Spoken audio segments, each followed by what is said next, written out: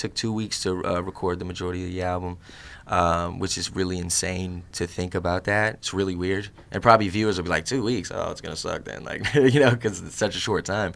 But don't get me wrong, years went into it.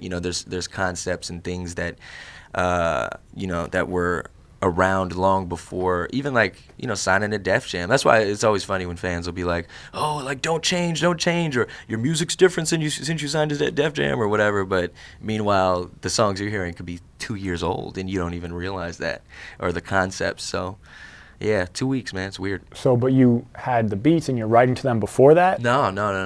It's weird how things work, especially with me. I'm inspired by life in general.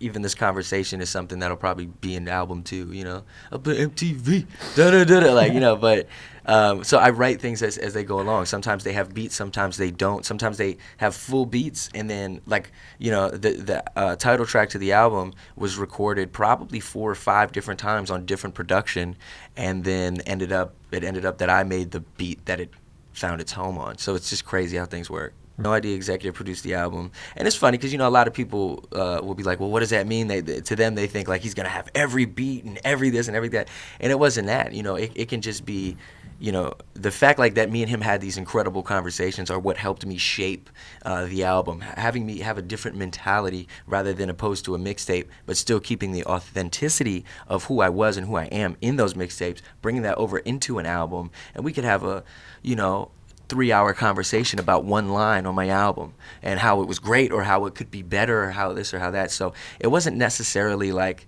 the cosign No ID or the No ID beats or the this. It was more so the relationship in the conversations, and that's also another reason why I'm with Def Jam, solely for that man. No features on the album. I decided to do that, and that'll get in itself mixed reviews. I just want to Illmatic it. I want to Nas it. No huge guest appearances. One, because I want to tell my story. This is my introduction to hip hop. You know what I mean? This is who is Logic, what is he about, where is he from. A lot of people might have misconceptions just because being biracial but looking white. They'll have that prejudice there, or that I'm from a place called Maryland where they may have never heard of the city that I'm from. They don't want to give me the respect, but Wale is from the same city. You know what I mean? It's like, so it's very authentic, the story.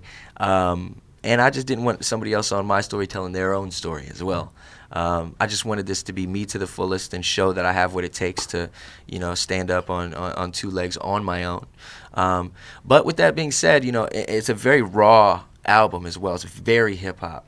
But that doesn't mean the bonus ain't gonna have nobody on it. That don't mean the bonus ain't gonna have nothing for the radio. So, just take that into mind as well.